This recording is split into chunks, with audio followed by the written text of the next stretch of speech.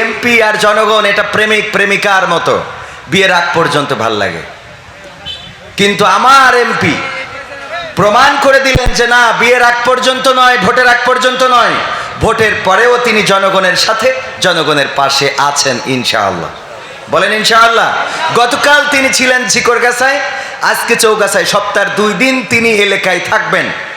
ঢাকায় থাকতে হবে বিভিন্ন কাজে, যেহেতু 5 দিন থাকে অফিসিয়াল ডে। 2 দিন থাকবেন তিনি। এই 2 দিন, একদিন ঝিকরগাছা, একদিন চৌগাছা ভাগ করেই নিয়েছেন। এমন নেতার প্রত্যাশায় ঝিকরগাছা চৌগাছাবাসী দীর্ঘদিন পথ চেয়েছিল, সেটা প্রত্যাশিত, আজকে আকাঙ্ক্ষিত। আমাদের চাহিদা পূরণে ভূমিকা রাখবেন বলে আমরা বিশ্বাস করি।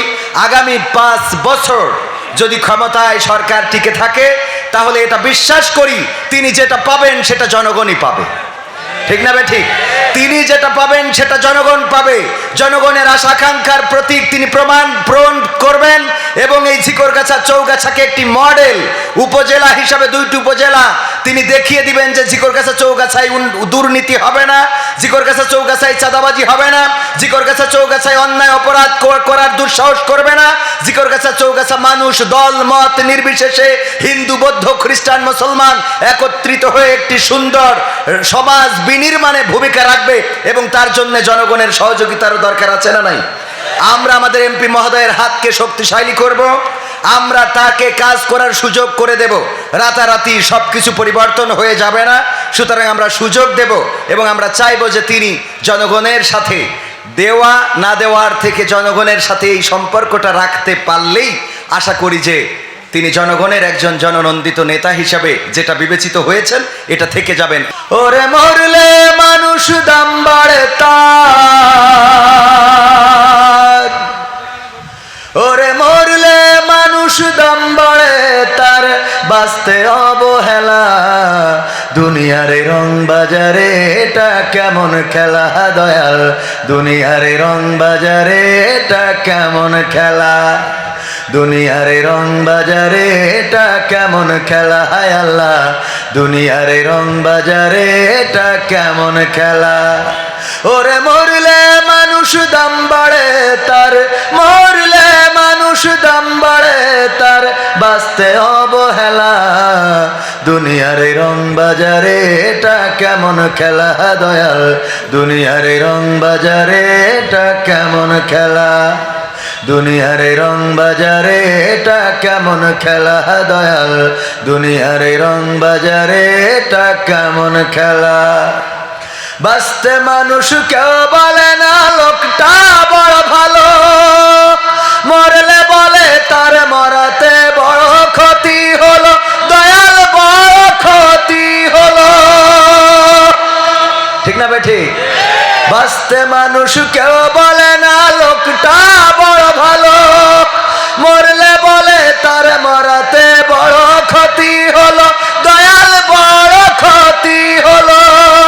ওরে দেখতে আসে স্বজন সুজন, ওরে দেখতে আসে স্বজন সুজন, ডোবে যখন বেলা দুনিয়ারে রং বাজারে এটা কেমন খেলা দয়াল, দুনিয়ারে রং বাজারে এটা কেমন খেলা, দুনিয়ারে রং বাজারে এটা কেমন খেলা, হায় আল্লাহ দুনিয়ারে রং বাজারে এটা কেমন খেলা।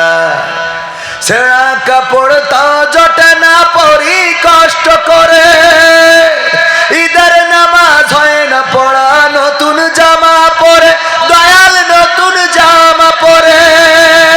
ছেঁড়া কাপড় তা জটে না পরি কষ্ট করে, ঈদের নামাজ হয় না পড়া নতুন জামা পরে, দয়াল নতুন জামা পরে। ওরে নতুন কাপড় জুটবে জানি, ওরে নতুন কাপড় জুটবে জানি, ফুরাইলে বেলা দুনিয়ারে রং বাজারে এটা কেমন খেলা দয়াল, দুনিয়ারে রং বাজারে এটা কেমন খেলা, দুনিয়ারে রং বাজারে এটা কেমন খেলা, আল্লাহ দুনিয়ারে রং বাজারে এটা কেমন খেলা। ভাঙা ঘরে দিন কেটে যাই বছর ঘুরে যুগ, এই জীবনে পাইলাম না তো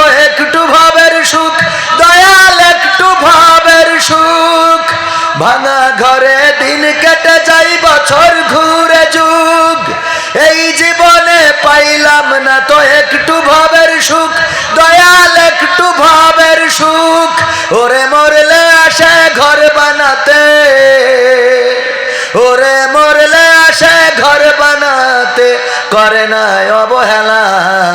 দুনিয়ার রং বাজারে এটা কেমন খেলা দয়াল, দুনিয়ার রং বাজারে এটা কেমন খেলা, দুনিয়ার রং বাজারে এটা কেমন খেলা। হায় আল্লাহ, দুনিয়ার রং বাজারে এটা কেমন খেলা। ওরে মরলে মানুষ দাম বাড়ে তার, মরলে মানুষ দাম বাড়ে তার, বাঁচতে অবহেলা। দুনিয়ার রং বাজারে এটা কেমন খেলা দয়াল, দুনিয়ার রং বাজারে এটা কেমন খেলা, দুনিয়ার রং বাজারে এটা কেমন খেলা। হায় আল্লাহ, দুনিয়ার রং বাজারে এটা কেমন খেলা। আর একটু জোরে বলা যাবে না? না, চাইলেও বাড়বে, না চাইলেও বাড়বে, থামিয়ে রাখা আর কোনো সুযোগ নাই। একদিন মৃত্যুর কোলে ঢলে পড়তে হবে, এই তো জীবন, এই তো দুনিয়া। 26 বছর আগে যারা শুরু করেছিল প্রথমতম মাহফিল, সেই শুরু করা মানুষেরা অনেকেই আজকে জমিনে নাই। 26তম মাহফিলে আমরা যারা এসেছি, 27তম মাহফিলে অনেকেই এই জমিনে থাকবো না। কেউ যদি মনে করেন যে না আমি থেকে যাব, এটা বলার কোনো সুযোগ কারো দেওয়া হয় নাই। যে মানুষ কোরআন অস্বীকার করে, এরকম মানুষ আছে না? নাস্তিক, যারা আল্লাহকে বিশ্বাস করে না, ফেরেশতা বিশ্বাস করে না, পরকাল বিশ্বাস করে না, মুনকার নাকির বিশ্বাস করে না, কোরআন আল্লাহর কিতাব বিশ্বাস করে না, 6666 মতান্তরে 6236 যে আয়াত রয়েছে, এই আয়াতগুলো বিশ্বাস করে না। কিন্তু ছোট্ট একটু অংশ অস্বীকার করার সুযোগ নেই, সেটা হলো কুল্লু নাফসিন যায়িকাতুল মাউত, প্রত্যেক প্রাণীকেই মৃত্যুর স্বাদ গ্রহণ করতে হবে। এটা অস্বীকার করার মতো কোনো নাস্তিক, কোনো বাবার বেটা এই জমিনে জন্ম হয় এখনো হয় না। মারা যেতেই হবে, যেহেতু মারা যেতে হবে সেহেতু কবরের জন্যে প্রস্তুত হওয়ার দরকার আছে না নাই? যাদের বিশ্বাস নাই তাদের কথা ভিন্ন, তারা চিন্তা করে ওখানে যে কিছু নাই, সেটা তাদের ব্যাপার। কিন্তু আমাদের যাদের বিশ্বাস আছে, তারা কি মৃত্যুর জন্য প্রস্তুত আছি? বলেন আছি? প্রস্তুত যদি থাকতাম, এখানে লোক বেশি নাকি মেলাতে লোক বেশি?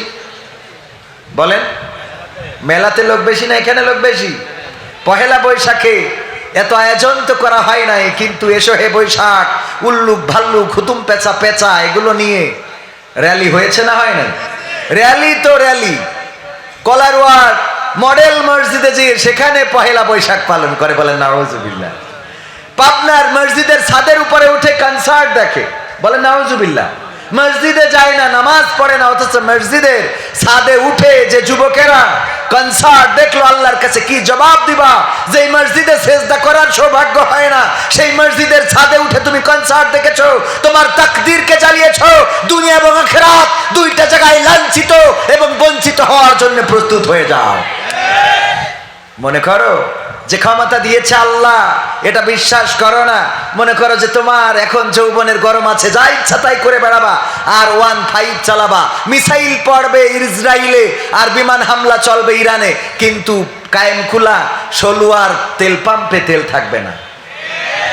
তুমি মনে করে না যে তোমার সব জোর আছে? নাই, লাইনে দাঁড়িয়ে থেকে তেল নিতে হয়, যত বড় লিটার হও, বাপের পেটা হও, ঠিক না বেঠিক? আমি একবার একটুখানি লাইন সাইজ করে নিয়েছিলাম, পাশের থেকে হুজুরদের জন্য সব জায়েজ। তো পরে বললাম যে আমি আর ওই লাইন মাইন করে নেবো না, খালি সাউন্ড দেয় মানুষে, কয় হুজুরদের জন্য সব জায়েজ। আমি বললাম বাবা আমাকে তো একটু নামাজ কালাম পড়াইতে ওরকম করেন।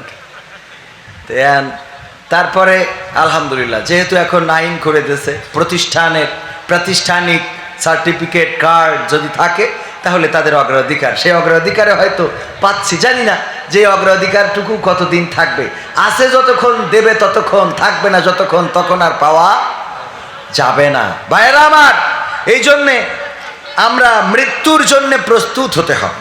আমাদের অনেকেই বলে খালি শুধু মরার কথা কয়, বাবারে এইটাই তো চিরন্তন সত্য, ঠিক না বে ঠিক? কেউ যদি তার ভবিষ্যৎ গড়তে চায়, অনেকেই বলে মালয়েশিয়ায় চলে যাও। আমাদের জাহিদ ভাইকে দেখো কত টাকা ইনকাম করে, কত সুন্দর বাড়ি করেছে ষোলুয়া বাজারের উপরে, 3 তলা প্রাসাদ, ঘরের মধ্যে টাইলস করা, টয়লেটের মধ্যেও টাইলস করা, মুড়া দিলে পানি হয়, সুইচ দিলে ফ্যান ঘরে, কাপড় কাচার জন্য ওয়াশিং মেশিন, এয়ার কন্ডিশন সব লাগানো। যদি ভালো ভবিষ্যৎ গড়তে চাও প্রবাসে যাও।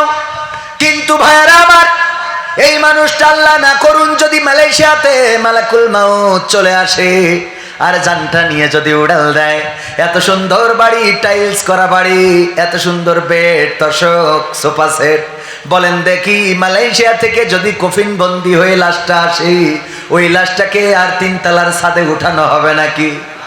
দোতলায়ও কি কেউ উঠাবে? কেউ আর ওই দোতলায়ও উঠাবে না? উঠাবে না। বরং আসার আগে কবর প্রস্তুত হয়ে যাবে, বাঁশঝাড়ের বাঁশগুলো কাটা হয়ে যাবে।